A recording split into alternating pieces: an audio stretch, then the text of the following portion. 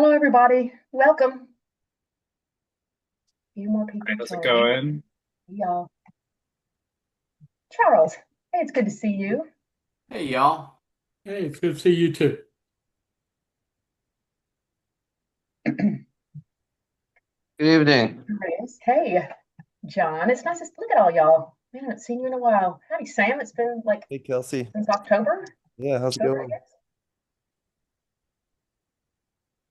Rick, man, I haven't seen you in a long time either. You don't look anything like your email address. What delight to see you. Well, hey, y'all, thank you for being here this evening. If I haven't had the pleasure of meeting you in person or on one of these calls before, my name is Kelsey and I work at the ACA. And I'm joined here this evening by one of our multidiscipline ITEs, Jordan Taylor. And we're just going to walk you through a little bit of some Q&As about the IT or the LT process, answer your questions, start a dialogue, help connect you to people that could help you take a next step if you decide you want to take one. So there's a big group in here this evening. We've got about 36 of us. And so what I was hoping we could do for 10 seconds a person, tell us your name, where you're from, and how you're feeling today. Does that seem okay? And then we'll get started. All righty. Well, hey, Ashley Dunn, you are first on my screen. I'm Ashley. I work at Misawa Air Base in Japan, and it is 8 a.m., so I just got to work, so I'm tired. Okay, Ashley, thank you for joining us from so far. Amazing. Rena, you're next. Hi, Rena Beyer. I live in Blanco, Texas, and I'm feeling great today. Thanks. Thank you for being here, Rena. I'm glad you made it at the right time. Sorry for confusing you earlier today. No, my fault. Thank you. Yeah. Charles. So I'm Chuck Hayes. I currently reside in the Villages, Florida, and I'm feeling fantastic. Good. Chuck, thank you for being here. Nancy, you're next on my screen. Hello, Nancy Lee Peterson from Galveston, Texas, and it's a beautiful day here today. Thanks, Nancy. John B., you're next on my list.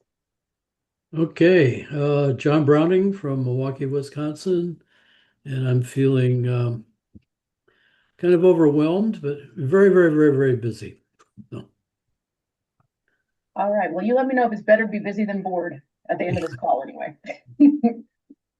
Well, hey, Todd McGinnis, it's nice to see you. Hey Kelsey, it's Todd McGinnis here in Alpharetta, Georgia. Doing well. Just looking for summer to get in full speed. Todd, it's glad that you are here. I don't know if we've ever connected, but I'm from Alpharetta as well. So it's a pleasure to see you. Yeah, we saw each other at Charlotte. Bingo. That's what it was. All right. Christine. Hi, I'm Chris Howe from the New Haven, Connecticut area, and I'm feeling a little tired after, as Kelsey knows, a week-long training on the water last week, and here with someone else on the call in North Carolina, getting ready for my very first kayaking 101. Chris, I'm so excited to hear how that goes, by the way. Get on board with Kayak 101 if you haven't yet. We'll talk about that some other time, perhaps. Thomas, how you doing? You're next on my screen. It's me, okay. Hi, Yes. I'm Thomas Kanter, so I call from Austria, Europe, and I start feeling a bit tired because it's 1 a.m. now. Goodness. Thomas, thank you for staying awake, but please go to bed whenever you need to. We can touch base later too. Thank you for being here. Pablo, you're next on my screen. Hi, I'm Pablo. I'm from Argentine, and my English is bad. Today only listen in bueno Okay. here. Thank you for being here. We'll get some of this stuff translated for you later. Thank you. Hey, Megan, it's nice to see you. I haven't seen you in like a month. I was just laughing like, Kelsey, we've been seeing a lot of each other lately. I'm coming from Pompano Beach, Florida, and I'm doing great. Thanks, Megan. Sam Drevo, you're next on my screen here. I'm Sam. I just got off the water working with some river guards, which was awesome. And I'm doing a presentation here in about 2 hours. So I'm squeezing this one in because I have a community paddle sport leader program next weekend. And I am quickly and diligently catching all the great resources that you have. Thanks, Kelsey. Yeah, well, I want to hear how that course goes too. So thank you, Sam, for being here amongst all your busyness. Patrick Kleeman, you're next on my screen. Good evening. I'm sitting in South Carolina in Hilton Head and also spent the day on the water training new guides all day. So it was a beautiful day. That sounds fantastic. Howdy, Mark, over there, Rhode Island. Mark, how you doing? Hey, everybody. Mark Allio from Providence, Rhode Island. Doing good. Just coming off start of season training, doing self-rescues in 48-degree water. Oh, yeah. Looking forward to things heating up around here. So happy to be on the call. All right. Well, go hang out with the Florida folks, man. That's too cold for that. Right. I hear it's not that much better. Okay. Okay. Well, hey, Joe Osterling, you're next. Hi, yeah, Joe Osterling. I'm in Haines, Alaska. I'm pretty happy it's not snowing, and I wish we had 48-degree water. Right. Okay. Gosh, we're having like the full breadth of stuff all the way from Alaska over to, Europe, Japan, all these things. I'm thoroughly impressed, Joe. Ed Darty, you're next on my list. It's nice to see you. Yeah. Hi, Kelsey. It's been a while. St. Paul, and I'm feeling pollinated. So there may be some sneezing. Totally fair.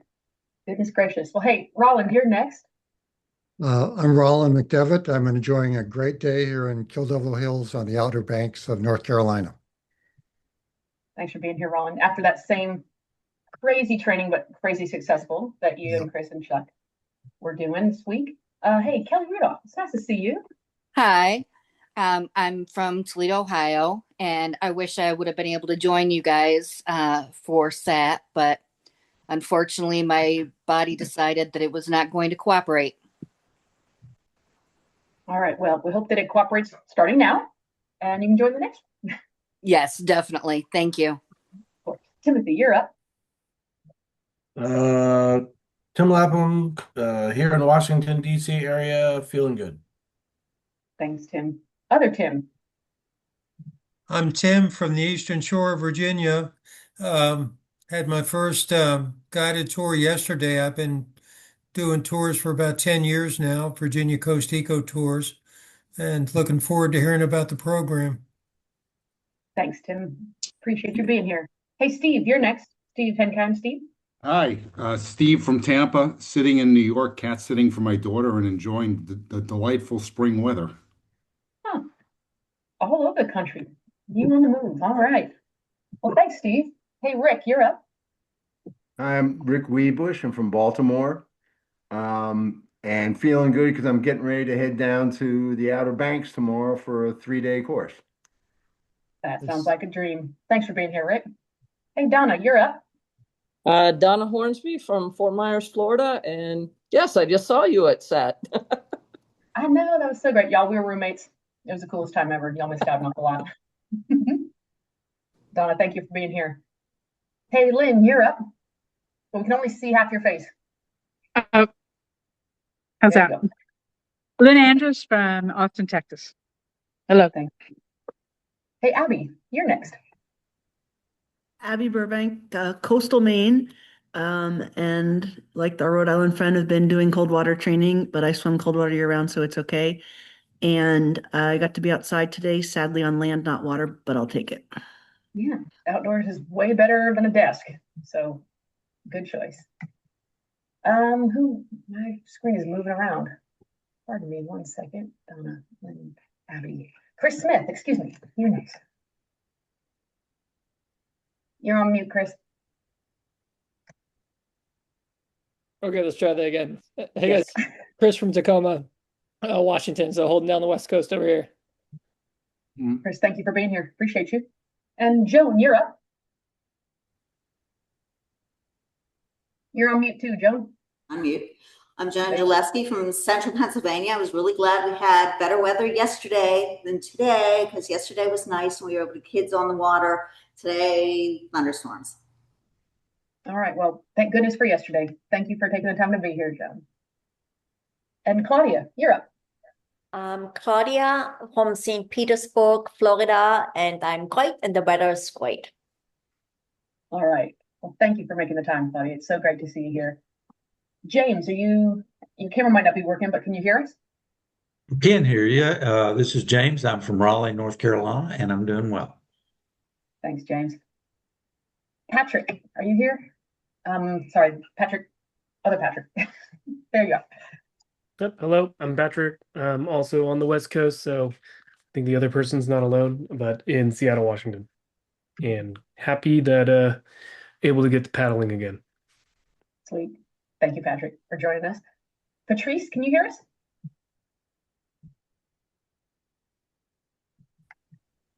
We'll circle back. Chad, can you hear us? Yeah, I can hear you. Good morning. I'm coming from Svalbard, Norway, so it's middle of the night, but at least it's sunny. Goodness. All right, Chad, thank you from the middle of the Thank night, you. still sunny, for being here. Thank you. Claudio, can you hear us? Yes. Claudio, excuse me. Claudio. I don't know if they can hear us. All right. There you are. Hey. Hello, my name is Claudio. I'm from Chile. I'm sorry, my English is not very good. That's okay. Thank you for being here. We really appreciate it. Chris Chan, can you hear us? Yeah, hi, I'm Chris from Jersey City, New Jersey. I'm walking home from work, so no video right now, but I'm looking forward to sunnier 80+ degree days. That sounds incredible. Thank you for making the time to be here on your way home from work. Matthew, can you hear us?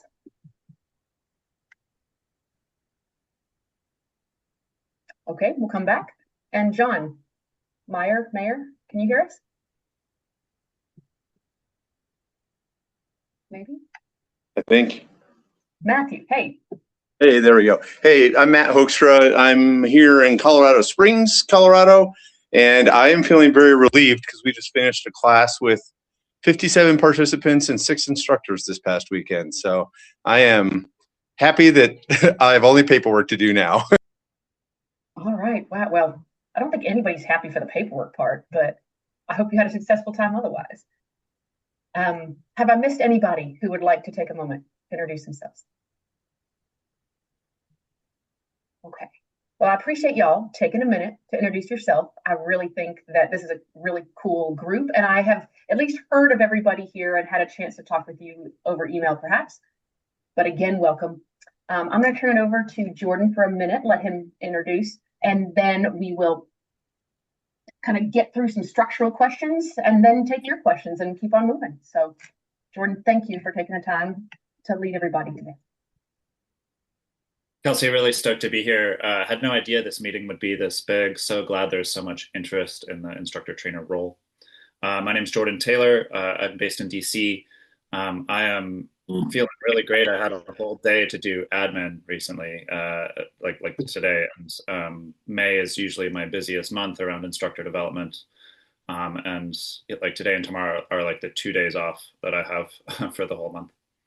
I'm an instructor trainer educator at level 4 in kayak, canoe, and rescue. You might notice that's all river oriented, not coastal.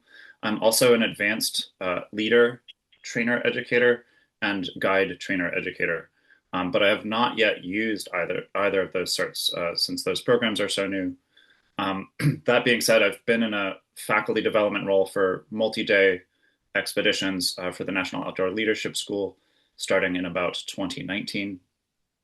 Started helping to train faculty in that organization, and I've had lead faculty roles at 2 different outward bound schools as well. So I'm fairly versed outside of the certification track in multi-day and day trip leading practices.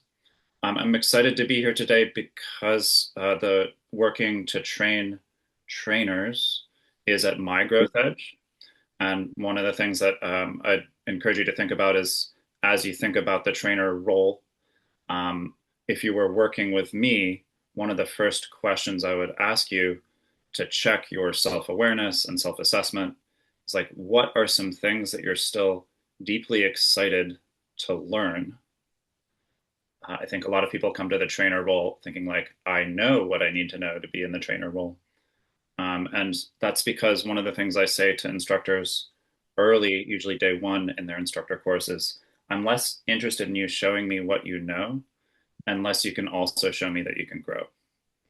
And I think that instructors and trainers that approach the role with a growth mindset, to use a catchphrase, do better in that role, have more fun in that role, and then the people in their classes also have more fun and learn and grow better. So I'll pause my introduction there. Yeah, I think I'm excited to hear questions. I already have questions about you. I'm super curious based on like Alaska and Norway. I'm imagining there's some coastal folks, the folks that called out like cold water training in Rhode Island. I imagine that's coastal. And I think that there are some bits of information specific to those tracks that I have awareness of, but not personal knowledge of.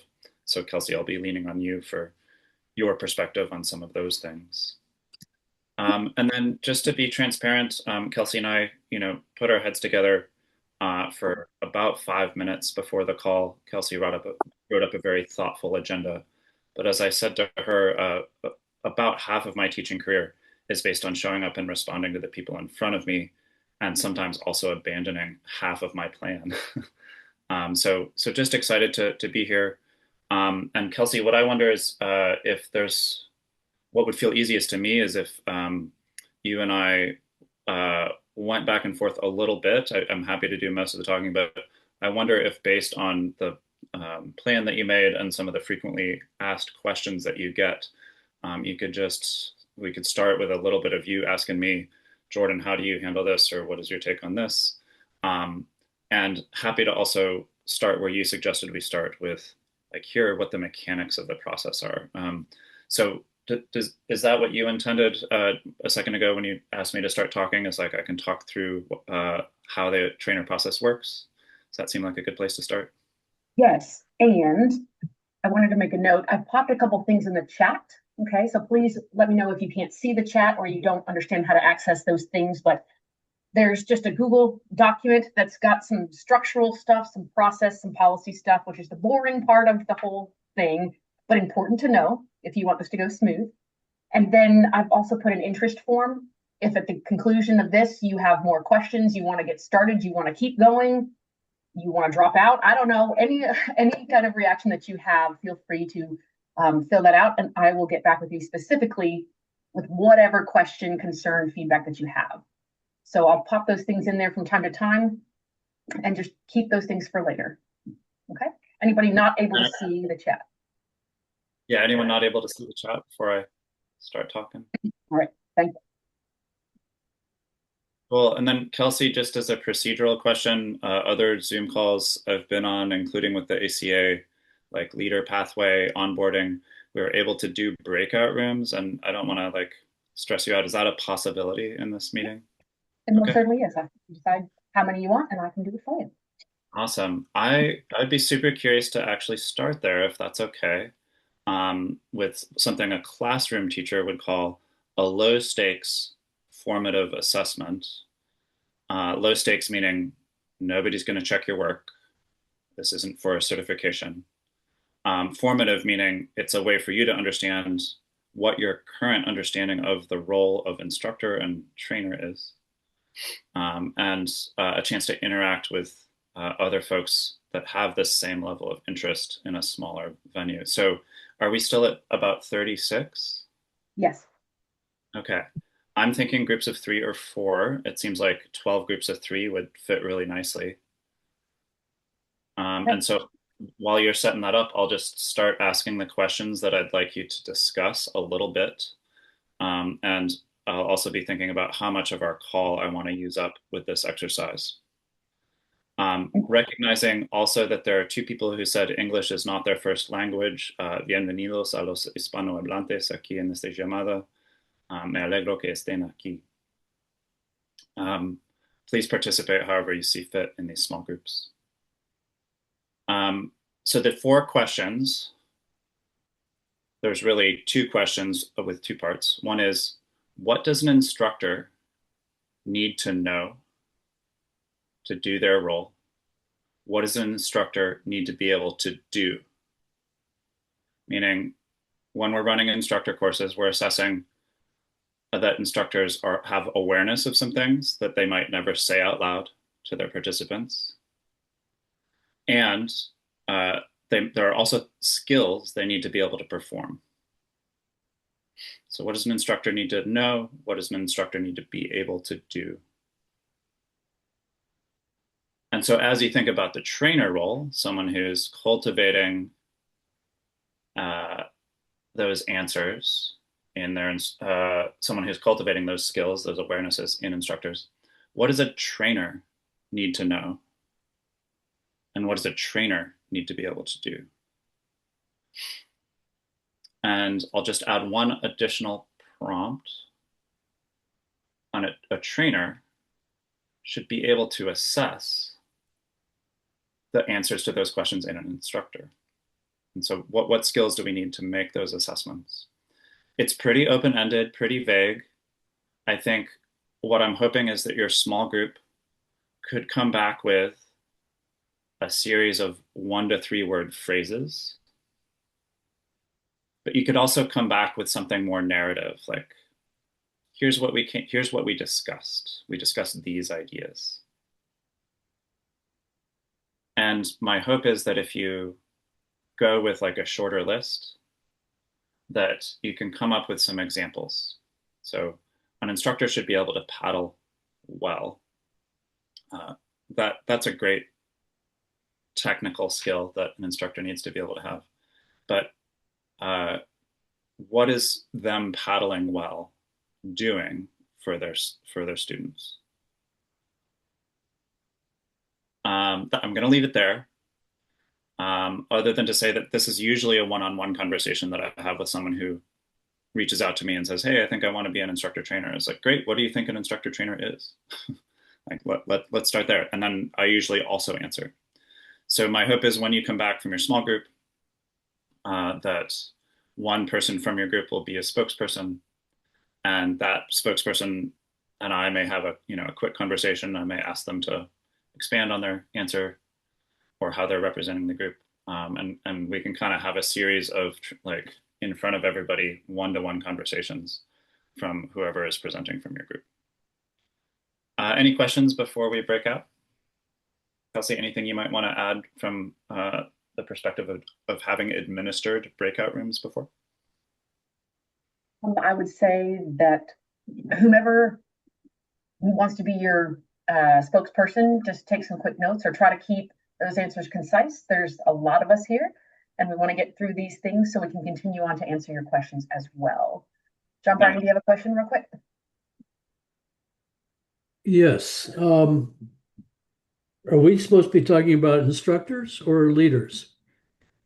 Thank you. In any of these questions, you could insert the word leader or guide as well. Great question. Cool, because that's what I'm here for. Yes, but more so than the instructor and trainer is more the leader stuff. But yeah. Yeah. So I think the roles are very similar between a leader and a leader trainer and a guide trainer. But thank you for that clarification. I think it's also should be fair to assume that like the way the discussion goes, we might not get to every group, but hopefully the small group discussion and what you hear back from other groups still feels productive to you. And I'm available for further conversation after the call. Okay, so I want to open these rooms for a few minutes and then we'll come right back, okay? I'll make sure to send a warning out so you know how much more time you have.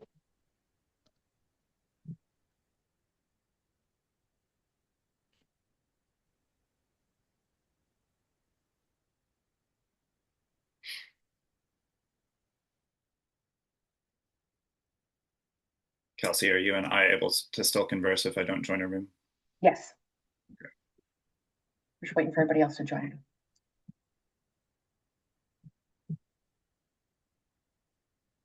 Let's see.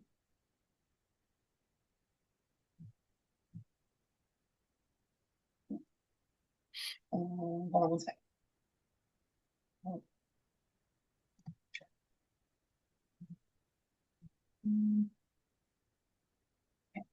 Okay. So, Steve, you can move yourself to I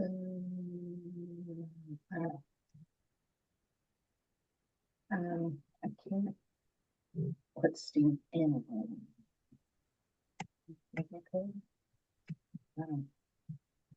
Okay, well, I can't force Steve in there. So, okay. There you go. Okay. Sorry about that. So this, the recording right now is recording us, not them. It can't do all those rooms at once. I can Yeah, pause it right now if you'd like me to pause it. great. I imagine just being able to cover at most like half of the rooms. And that feels okay to me, if it feels okay to you. And what I'm curious is if you already know how many folks are here for guide versus leader versus instructor. I honestly don't know. Great. I had no way to really collect that. And I use the term trainer not discriminately in the invitation. And so I think that the structural part is very similar for both, like you said, as it relates to like a registered trainer candidate. And you do this, that, and the other. There's the various forms. And I think some of the softer questions like, how long does it take? Or who should I call?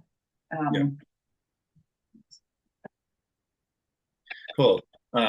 So a couple directions that I think we could go once might just like say, hey, once we get back, we're going to spend 15 minutes in this discussion. And then we're going to take the last 10 minutes of the call.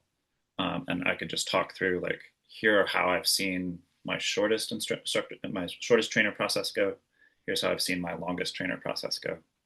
And that would sort of paint a picture for folks. I also, thank you, that would be lovely. And I have your flowchart thing that we can share if you'd like. That could be nice as well as a like visual alongside. I don't know how much these stories will actually follow that. That's okay. Do we have a structure set up for leader trainer development workshops and guide trainer development workshops like we do with instructors? Or is that not yet a structure? Maybe. Like, functionally, do we have it? Yeah, like as a guide trainer educator, could I offer a guide trainer development workshop the Yes. way I offer? Great. Yeah. Okay. My ramen is getting cold. That's right. I was in another meeting from 5 to 6:30 and I tried to eat and I didn't finish. And then, yeah, anyway. Okay. So when we come back, like if you want, you could go off video and eat. Okay. It's really spicy, so I would be really sloppy with it anyway. Yeah. Okay. So I'm just reviewing a couple of things. There's a lot in this document that I made, but I want everyone to have all these little pieces. They're boring, they're cumbersome, people don't like them. Yeah. But if you scroll through it, the stuff that is highlighted, I think are questions that you could answer if you think that that's appropriate. Right. Especially one of these that echoes off what you said is what qualities or behaviors are you looking for beyond technical paddling skills? Yeah. And what should someone ask you before committing to that co-teach or that lead teach? Yep. And then what's something you wish they understood before they got here? Yeah. Great. So I want everyone to feel like their journey, and it is, of course, individual and very specific to them and their goals, but there are some frameworks that if this is going to be successful, you got to follow part of this stuff. Yeah. And we want to hear everybody's individual story and questions. And that's what this form is. It's at the bottom. And then I'll continue to put in the chat. But okay. We're not going to be able to remember from this call everybody's specific stuff. Yeah, totally. Do you think they've been in the breakout rooms 5 minutes yet? Not quite. 2 more. Okay. So I was thinking, it's 4 questions that would be hard to answer in a brief way. those 4 questions, if I answer and a trainer candidate answers, that's usually the first 10 minutes of a call, one-on-one. So I think we could call this the halfway mark if you wanted to mention that. So saying right now you got 5 more minutes, is that what you want me to say? Yeah.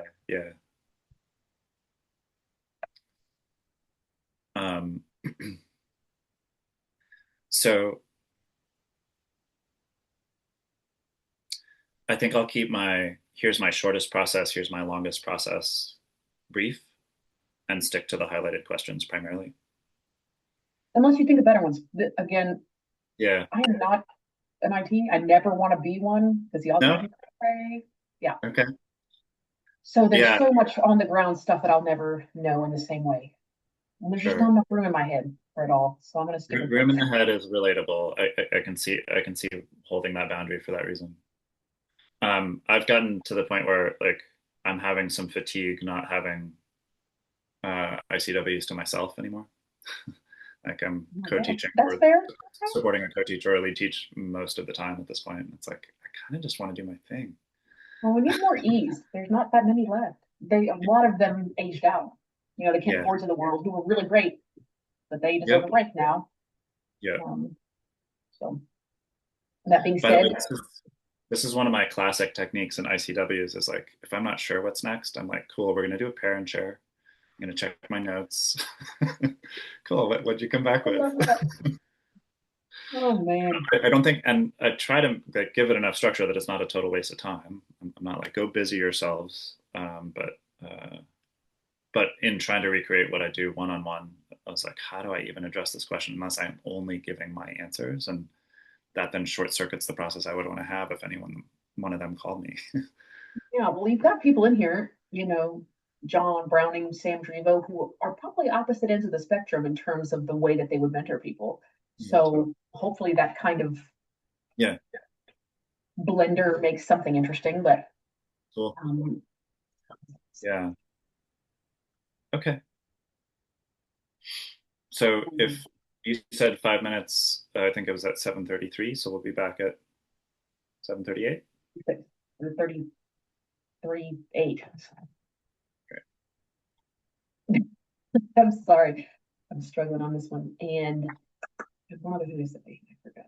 Hola, Pablo, ¿cómo está? No te oyo. Hola Jordan, es un alivio que vos entiendas español para mí. Sí, claro. Nunca he enseñado kayaking en español, pero sí puedo platicar más o menos. Genial. Me pasé a otra reunión, a la reunión 2, pero no sé si tenía que estar ahí o no. Había solo 3 personas y ahora volví. Ok. Gracias. Está bien que estés aquí. Vamos a ver. Solamente dura unos minutos más hasta que llegue a todo el grupo. Bien, yo me reuní porque soy candidato a Instructor Trainer. Sí. Y bueno, creo que tenía que estar acá en esta reunión. Bueno, tranquilo, todo está bien. Vamos a discutir las preguntas que presenté. También quisiera saber qué tipo de trainer quieres ser. ¿De kayak, de canoa? Coastal Kayaking. Coastal. Qué bueno. Coastal. Sí. Yo Sí. he probado Coastal, pero nunca certificado. También estoy siendo aspirante de entrenador de líderes. Qué rico con Coastal, ¿no? Las dos cosas. Las dos ¿Conoces cosas. la organización que con quien yo he trabajado, NOLS, National Outdoor Leadership School? Tienen actividades y cursos en Patagonia. Sí, conozco, tienen mayor presencia en Chile, ellos. Sí, claro. pero conozco a algunas personas que trabajaron con ellos, para ellos. Acá en Argentina mucho no hay de NOLS, pero sí se conocen. La razón por la cual yo lo menciono es la gente que son trabajando en Coastal allí en Sudamérica son de NOS y empezando en Chile y Claro, viajen al lado de Chile. claro, sí. Y yo estoy trabajando acá en Argentina y soy instructor de nivel 4 Coastal. Bueno. Y Disculpe, Kelsey, did you have your hand up? Can I close the rooms in 1 minute? We're getting close. Yeah. Un minuto más podemos platicar hasta que lleguen todo. bueno, gracias. Y no, te quería contar solamente. Ahora conozco a Kelsey, no la conocía. Es la que siempre responde todas mis preguntas por mails. Y para mí es como la imagen de ACA. Bueno, Bueno, Pablo, aquí vienen toda la gente. Qué gusto hablar contigo. igualmente, un gusto para mí también. Espero poder tener otra charla con vos. Claro.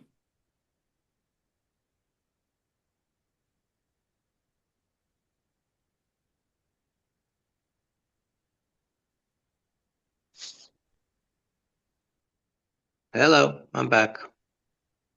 Hey, Welcome back. We still have about 30 people who are wrapping up their discussions in their groups, and they're coming back in a moment.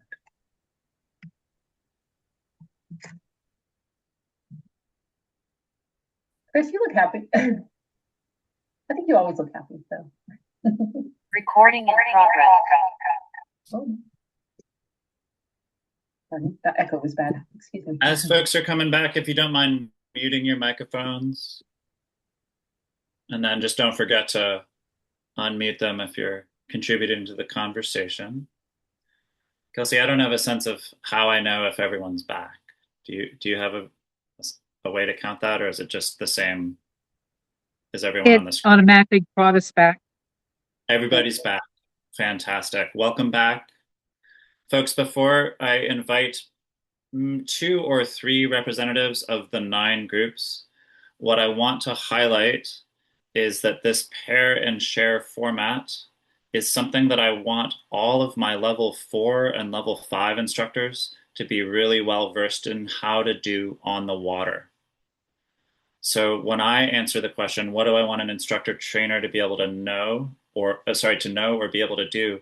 I want an instructor trainer to have ways of teaching that go beyond the idea that an instructor or a trainer is an overflowing container of information, and that the people they're training are simply empty containers waiting for that information.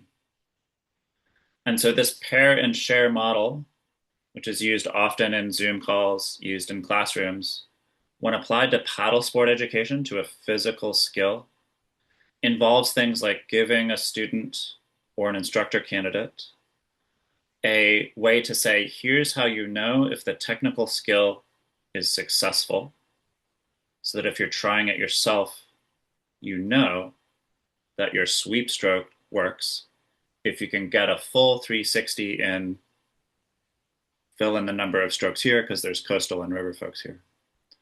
As we think about leaders and what a pair and share process might work for a day trip leader or guides who are doing multi-day trips, it might be really important, for example, to have a here's how you know if your travel pod for the day is spaced appropriately for the terrain.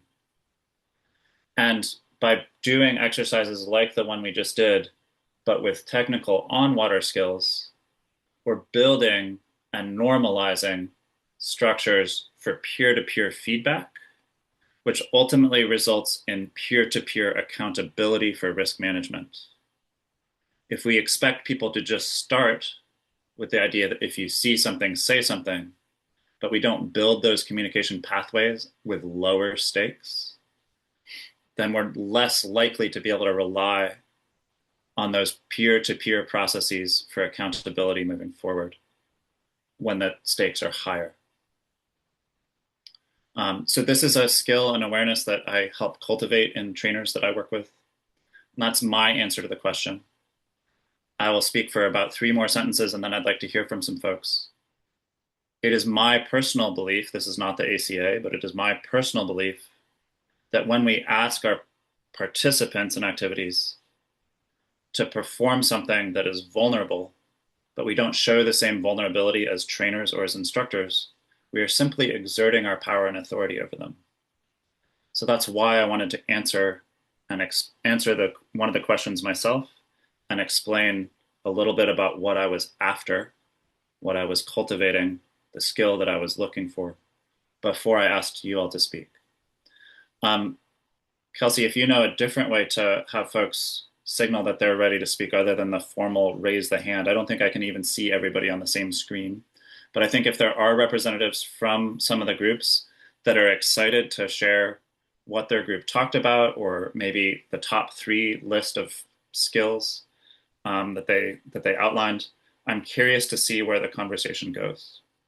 And I think we'll do this for until 7:50, and then I'm going to try and address some like procedural and content questions. If you'd raise your electronic hand like this, it will bump you to the front of the screen so Jordan can see that you'd like to speak. There's also a suggestion from Lynn that their group was wondering about focusing on sharing main points in a chat.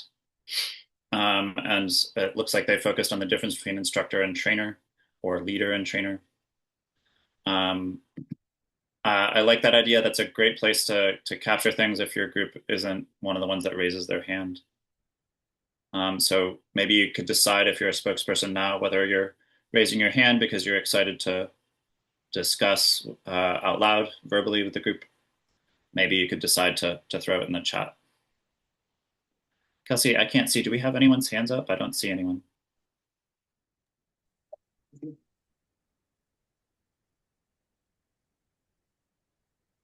This is the first part where I've actually been quiet. Feel free to raise your hand. Surely there's someone. Tim, go ahead. Just briefly, our group had actually a variety of folks, and one of them was actually already an instructor trainer.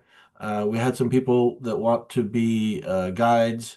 We discussed basically the difference between instructor and instructor trainer, and there's a lot of differences, but it's having a lot more comfort with the material and being much better at being able to read your people and understand how to not only teach them, but how they're going to teach others.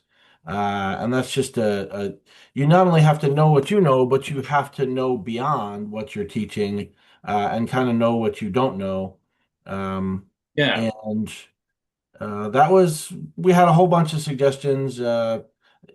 As you know, I come from a scouting background. We have a particular way of looking at it, but same idea of, as an instructor, you're teaching skills. As an instructor trainer, you're training the trainers. You are enabling people to go out there in the world and spread the word, and that's a much deeper type of learning and being able to express. Yeah.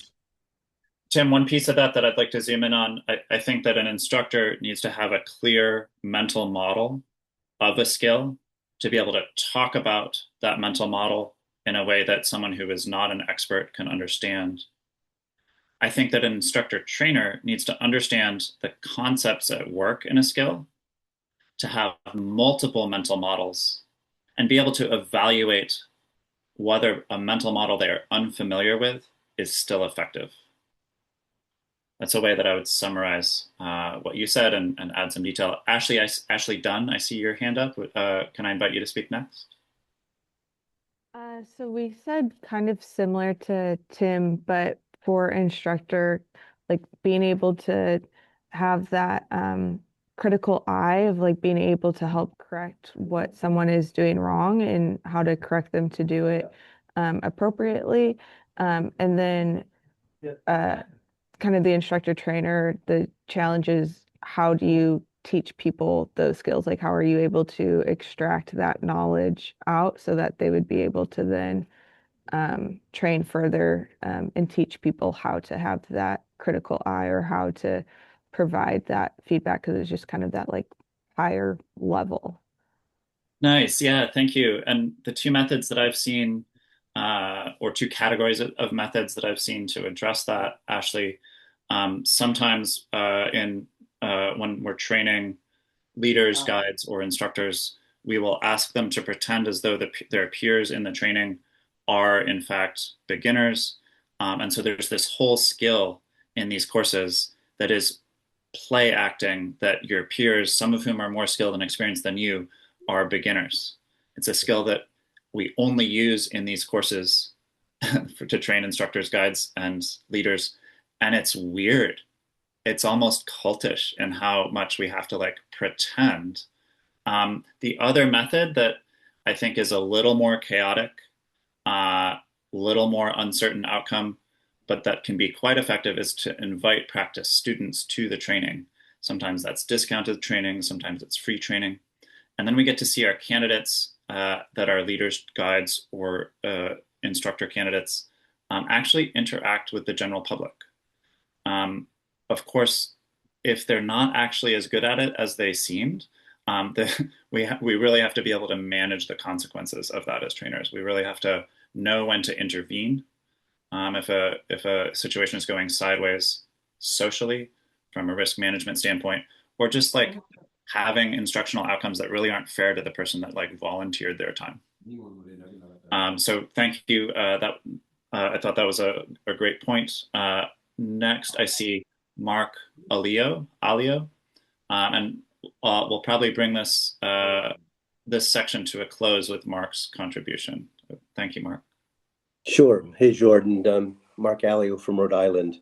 So we had a small but interesting group. Just I think context is important. I've been in ACA as an instructor for 8 years. Christine has only been in a year or two, and we probably have ITEs. John, who's been taught hundreds or thousands of people, hundreds of ICWs. So we had an interesting conversation about, there's this expectation that you're going to be dealing with people who have the technical skills, although screening can be an issue. So there's technical skills, there's soft skills, interpersonal skills. And then we talked about the fact that at a higher level, the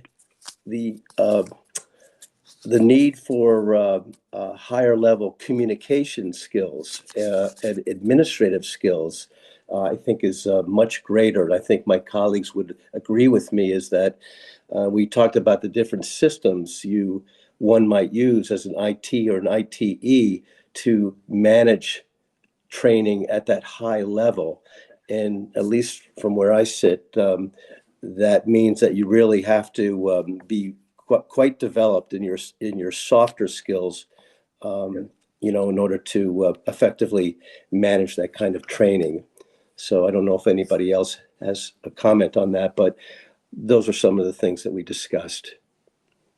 Awesome. I think I would really love an environment where these conversation topics could go further. I'm loving the answers that we're getting back. I am unsure how long this call was advertised to be. I was thinking of it as ending at 8 Eastern time or in about 10 minutes. So my thought moving forward from here was to just answer some of the most commonly asked questions that Kelsey gets or discusses when folks ask her about the IT process for the last 10 minutes. Folks that want to stay on longer, I'm happy to stay on a little longer. Just recognizing that like assessing someone's current status within the trainer process is best done on a one-to-one call. And I think that that's where I'll start. This part of the ACA, the trainer development within the ACA, is one of the few places left in our culture that works more on an apprenticeship model than a like degree program model where you have a whole cohort. It is possible for someone with my credentials to hold a guide or a guide or a leader or an instructor trainer development workshop, where you can move through some of the competencies with a peer group. But more often this is done as a one-to-one relationship. So one of the questions that can come up as you're considering your entry point into a trainer development process is that you would need to find one or two or maybe more mentors in this process. And what I mean by that is one step of your process can be to co-teach with another trainer before doing a lead teach with a trainer educator. You can also co-teach with a trainer educator, and that can be the same person. Personally, I worked with 5 different ITEs before I certified as a kayak instructor trainer. And that was such a rich process of like traveling around the country, working with trainer educators that were embedded in different established programs, where those programs evolved a little bit independently of each other regionally, but also based on the terrain available to them and the goals of the program. So some of them were university programs. One of them was at Zora Outdoor, which is a whitewater school. So as you think about what your process looks like, some of you may be limited by how much time or money you can put into it. But if those are concerns that you can push to the side or prioritize over a very holistic process, I can't recommend that enough. Working with more than 2 mentors on a process like this is really powerful. Here's one of the most common questions. When you are deciding whether an ITC is ready to move forward, what qualities or behaviors are you looking for beyond technical skill? I am looking for people that can facilitate effective debriefs and facilitate conversations with specific learning objectives. So here's what I mean by that. In outdoor education, we are often setting people up to have experiences. And an example that I'll give is a rescue instructor will use the scenario or the rescue simulation as a way to bring it all together. You're practicing the skills you've learned. You're working as a team to try and rescue the pretend student, the pretend patient. And you're like somebody's in charge, or maybe nobody's in charge. And all of those decisions impact how the simulation ends. One of the things that we've developed in the leader and guide pathways are case studies, which are essentially a lot like scenarios and use some of the same teaching formats. So a trainer for guides, for leaders, and then in particular rescue instructors are using this scenario-based learning. One of the most common outcomes for inexperienced rescue instructors from a scenario is their participants saying, well, I guess rescue is just chaos and doesn't really work very well. And that would be your first indication using a scenario-based learning program that either your scenario wasn't set up very well, or you didn't have clear learning objectives in mind. And some rescue instructors think of scenarios as like advanced skill practice, not as training for decision making. So as we think about this trainer role, needing to be able to assess people in their judgment and ability to make decisions, we need to present them with problems that have perceived consequence but not real consequence, where we still have control of the environment so that we don't actually hurt somebody. But we need to understand how these trainers are designing those environments. How these instructors are behaving in those environments. So it's on us to design these scenarios. And it doesn't need to be rescue. It doesn't need to be urgent. We can develop slow case studies.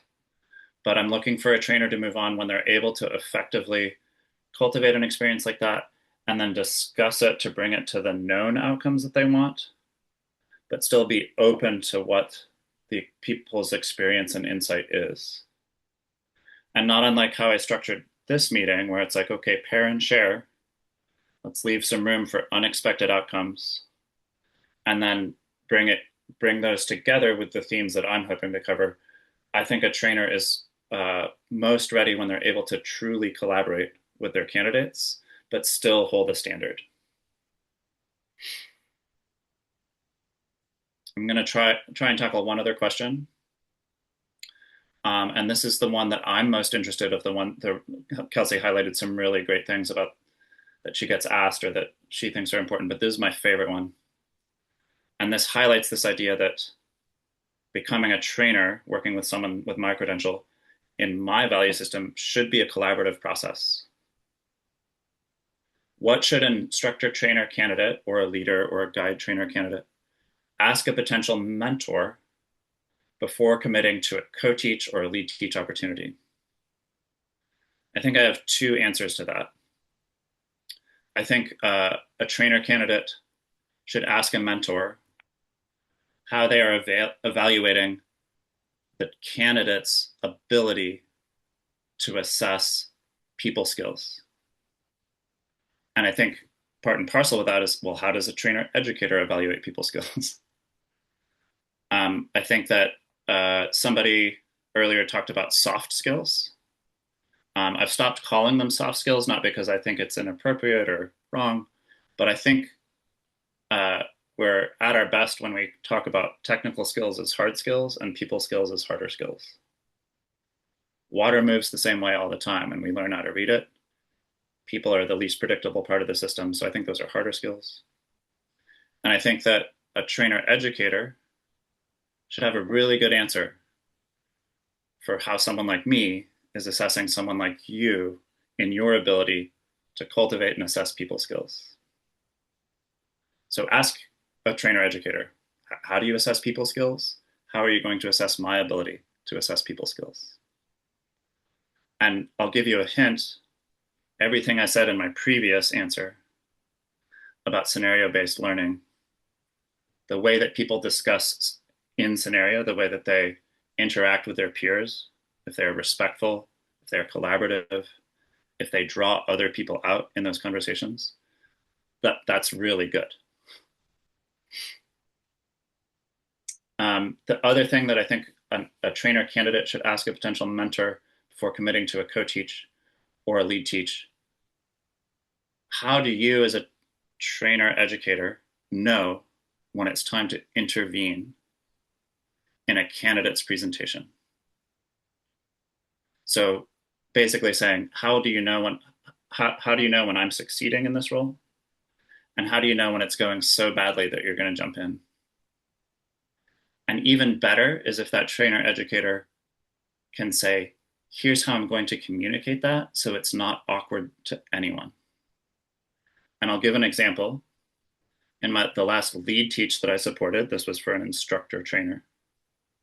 We had a code, and what we said was, I said, Charles, if I'm going to interrupt because I'm excited and I see a possibility, but I still want you to take the lead, I'm going to say, hey, Charles, if I could interrupt, I wonder if this might be a good time to shift gears to this topic that you said you wanted to cover.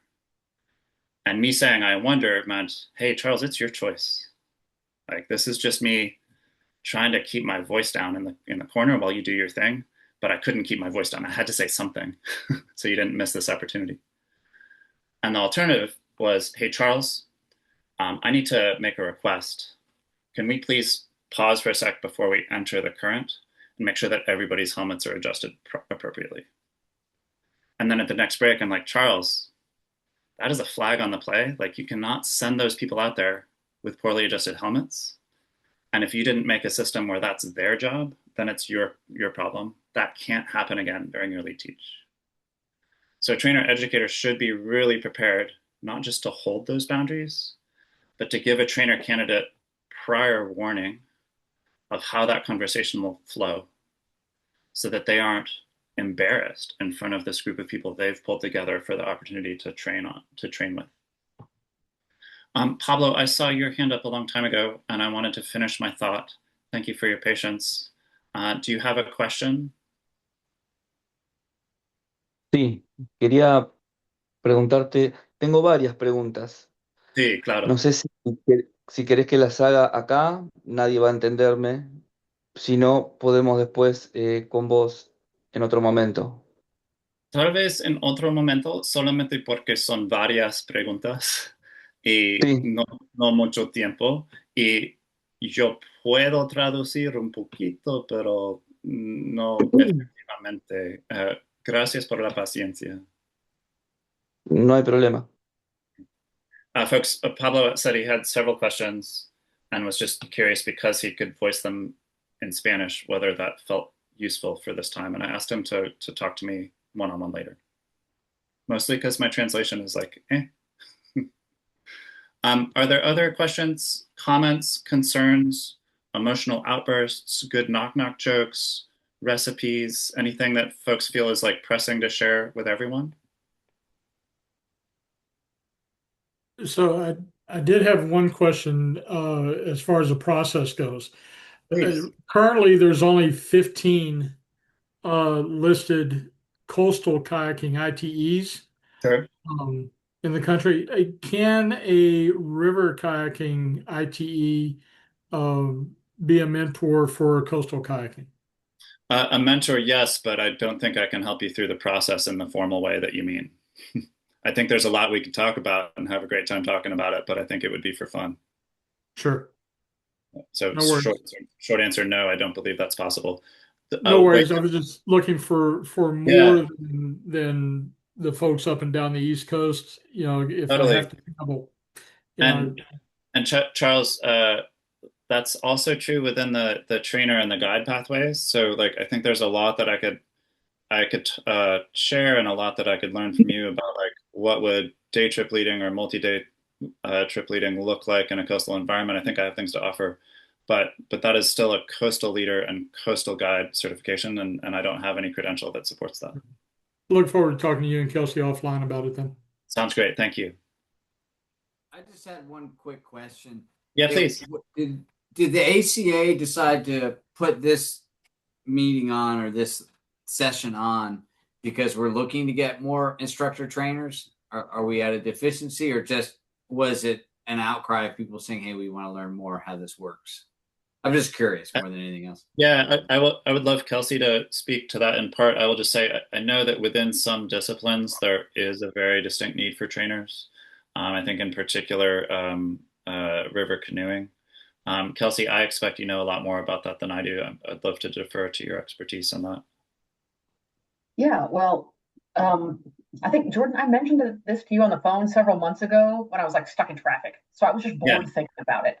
Yeah. So John, okay, so this came from that conversation. All right. Yeah, it did. Yeah. Anyway, like Jordan said, there are some disciplines that definitely need a boost, but not all of them. And I don't know why I have never done this before. This was just kind of came out of me and Jordan just chatting, but I get a lot of people who ask questions, and there's not really, aside from, hey, look, here's a process in the policy manual, which is there but boring and like loses the humanity of it. And so I wanted to give an opportunity for people to meet other people who were interested, partway there, already did it, whatever that is, and recognize that community and some of these scenarios that Jordan's talking about and how you would do this versus that, and just the policy so cut and dry. John, thank you for being here. You, John. And sorry, I was going to say in the chat there, I put this little interest form or whatever, like ask anything and everything in that form. I want to connect with you, your situation, your specific question, your what ifs. And as Chuck was asking, can Jordan mentor me and coastal, we do, SCIC does provide waivers of some components of the process in specific situations. And so I want to make the most helpful and successful opportunity for you. So if you propose an alternative, tell me about that. Let's chat about that and find the right people to help you get where you're trying to go. That's what the point of this was, to get people where they want to go, Todd. That was the answer. Awesome. No, it's great. I just was curious. Yeah. It's a great meeting. It's great to have. I'd love to see people get these questions answered and get an interest and maybe step up to instructor trainer. Because I know in the Southeast, when I had to recert my 5, it was really tough to find somebody. So I was super stoked on that Charlotte event. Nice. Yeah, 5 is a head scratcher for sure. It's hard to say how much market there is for level 5 instruction in any of the disciplines, and then the trainers have certainly gotten few and far between, based on many of them retiring right around COVID, right when a lot of our certs were expiring. I did want to lift up Lynn Andrus commented, I think we need to recruit good and thoughtful people to become ITs, especially at level 1 and 2. And I'll just say, like, leader trainers and guide trainers as well. 90% of paddle sports is flat water. I don't know where I got that data point, but so much of what people want to do is flat water. We are lacking people who can train people to intro the sport in welcoming water that's not as risky, not as technical. And then, in that remaining 10% is like all of moving water. And so when we think about like level 5 instruction, obviously even my language is river specific. I am looking at you, Pablo, as a coastal instructor and instructor trainer candidate. Don't worry.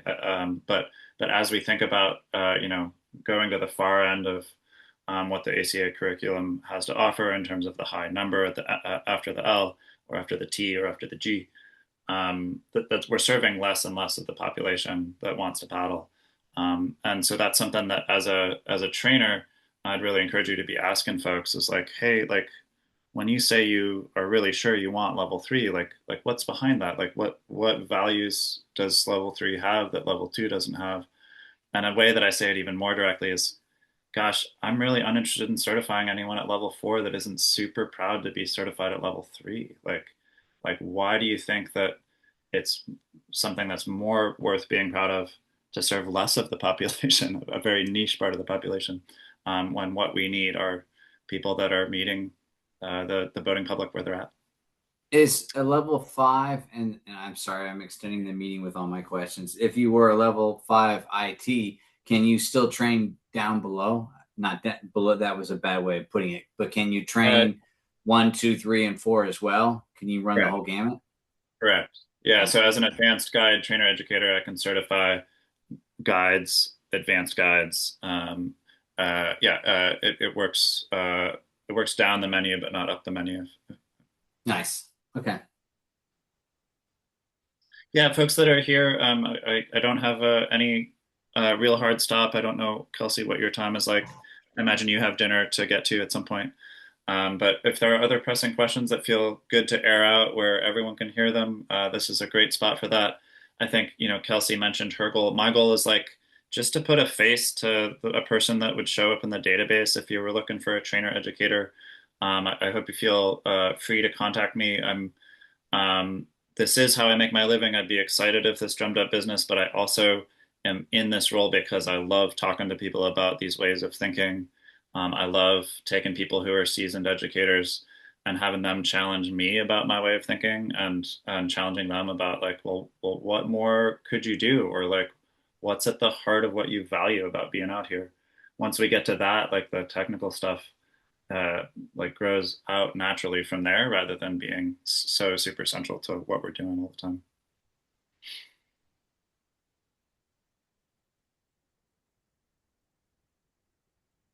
How do you find ITEs to support an upgrade to IT? The same way you would find your initial mentor. An upgrade for an IT certification is to do a lead teach at the highest level that you're hoping to certify. I do not believe you need to do a co-teach and a lead teach. This question came up a bunch because river kayak just went from L4 being the highest you could certify in your first instructor course to L3. And so we have now 2 levels where you would upgrade as a lead teach of a whole other level. But the upgrade ICW, like the L4 ICW, is now as short as 2 days with an existing L3 cert. And so, yeah, you would just need to, if you were L3, I believe Coastal has the same structure. If you were an L3, you would just need to find an ITE to support a lead teach in L4. Kelsey, am I reading those things correctly? Nancy, were you referring to upgrade as from an instructor to an IT, or were you saying you're already an IT and want to go up a level as IT? No, go from an instructor to an instructor trainer. Gotcha. Oh, I'm sorry, I misunderstood the question completely. That's okay. One all too easy answer is to check in with Kelsey, but there is a way to search the database by region. So you could log into the CMS or as one pathway and filter by state. You can choose up to 5 states and filter by level and credential. Another way to do it, which is a little less direct, is simply to watch the courses being offered in the calendar, which you can also filter by state. Kelsey, do you have more to say about that? I would say reach out and ask me. I certainly will tell you. And the same thing with this little form. Tell me what discipline, what level, what region, or all of the above that interests you. And part of the exercise that I'm trying to do here is connect people. So yes, Jordan, I'll probably say, hey, here's a handful of people that are interested in river stuff on the East Coast, or I'll send some stuff to John, or I'll send some stuff to, Monica, whoever all these people are. I'm here just to facilitate some connections. One of the explicit expectations of the IT role is that you would travel within your region. And so hopefully as you're looking for ways to go through this mentorship process, you can find ITs either close enough for you to travel or that would be willing to come to you if you're able to host something for them.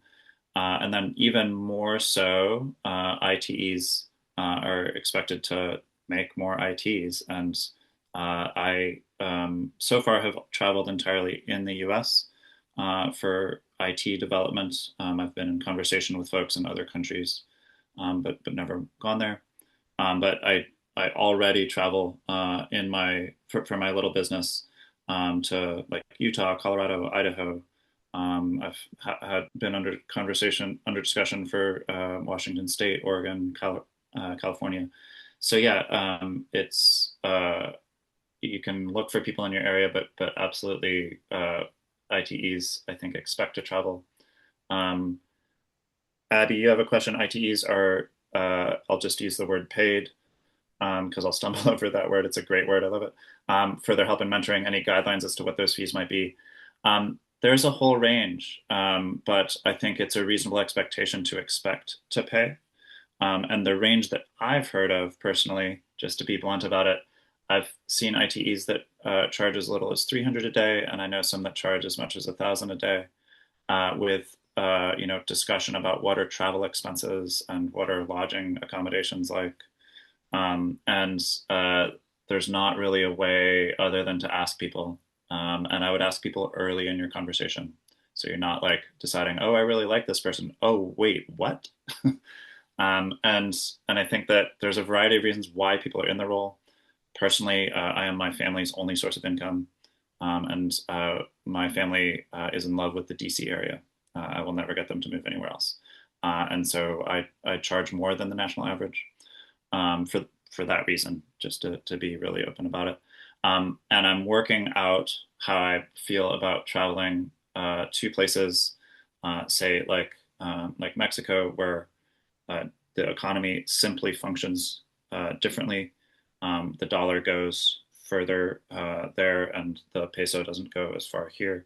And so I do think that ITEs have some responsibility to take that into account when trying to offer training internationally. And that's about as much as I can say about it. I can give examples of friends where I know their rates, but that's kind of their business to share.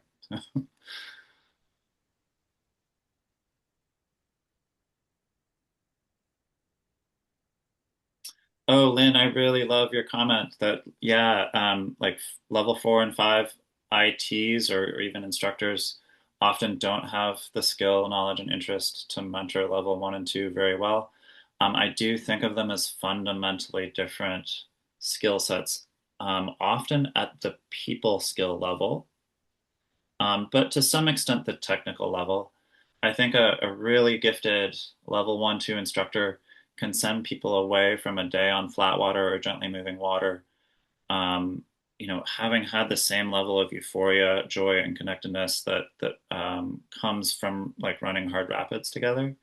And gosh, it takes a different kind of like being able to cultivate peer-to-peer interaction and community building in a short amount of time, being able to find games that are like age appropriate or like reading the room and being like, oh, this group won't like this game, even though that's what I had planned. I'd better shift to this other activity. Because I've had some games really fall flat. That's how I know that. But yeah, it is I do believe it's a fundamentally different skill set that even though the numbers are going higher, that higher level is just different. It's not better. And you know, because of the rapid classifications, at least for River, that there's this like risk management technical skill that demand on the level 4-5 that sometimes is a sorting hat that sends a particular kind of person to that role. And they're not especially good at the L1, L2. Ashley Dunn, for those of us overseas, where an in-person mentor can be a bit more challenging, what are the best online resources to prepare for becoming an IT? That is a fantastic question. And my first answer is I don't know. But I would refer you back to my idea that this is more like an apprenticeship process. Has more to do with what is an individual ITE looking for, how are they assessing, how does that fit with your learning style, with your geographic resources, meaning like what environment are you training in, what do you have available to you, and then to some extent financial. I think, you know, the ACA is in 37 countries, unless that's been updated recently. But we are very US centric. And so, yeah, most of the mentorship is coming from the US. That said, I am aware of an ITE based in China, and Kelsey, you probably have some other ideas. Ashley, do I recall correctly that you are based in Japan right now? Yes. Yeah, okay. Yeah. Yeah, so I mean, I've been to Japan. I love Japan. I don't have a lot of reason to go there, but it looks like there is Kelsey's mentioning Mick Holtz.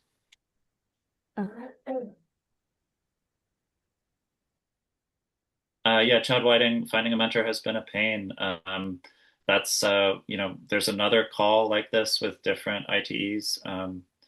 And yeah, hopefully this is one thing that we can do to start conversations at least. And one of the great questions to ask if it turns out that someone is not a great mentor for you or it's not going to work is, who else should I be talking to? For someone that is currently an instructor or IT at level 2 that would correspond to the community paddle sports leader track, would you then have to upgrade to 3 to be able to do the community leader track? And oh God, Kelsey, I already answered that. Fantastic. You got to be quick around here.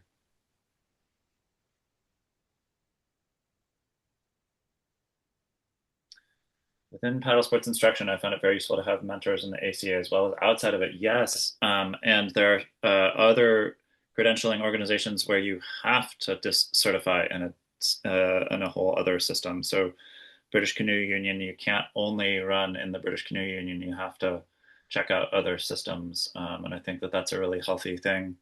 There's some certifying bodies like the New Zealand River Kayak Instruction Certification Program.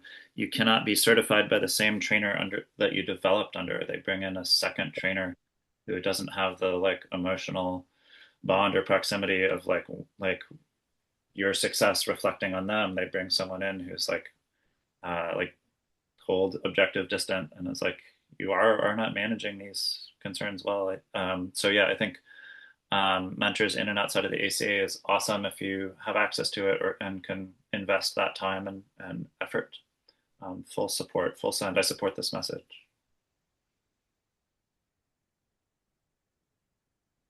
Awesome. It seems like the questions in the chat are winding down and everyone has their microphone muted. I think if you're still on the call and there was something you were hoping to say, now's the time. I don't have anything pressing, but I am watching the time and have a few other things I'd love to do with my evening. If your access to me is no longer popping off questions. So let's say this is last call.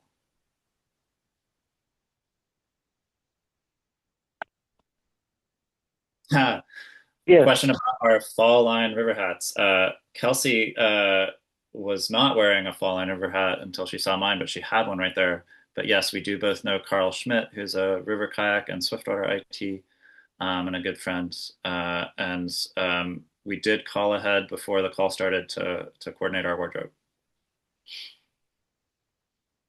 Oh man, well, I want to say, y'all, this is sincerely a delight to see you and listen to your stories and answer your questions. I want to answer more of them. You know, I sit here and do a lot of administration type things, and sometimes I get lost in all of the emails and the questions and the phone calls, but I really want to know your story and help you get to whatever your goal or your, endpoint is for this season of your life. So please don't be a stranger if you want to keep going. Thanks, everyone. Really great to hear a little bit from you. Thanks for listening to my ideas about this process. I am only one trainer educator. If you asked a different trainer educator to speak to all these same things, I imagine you'd get some pretty different answers, except for the policy stuff. They should be pretty solid on what's written down. And if they're not, that could be a sign.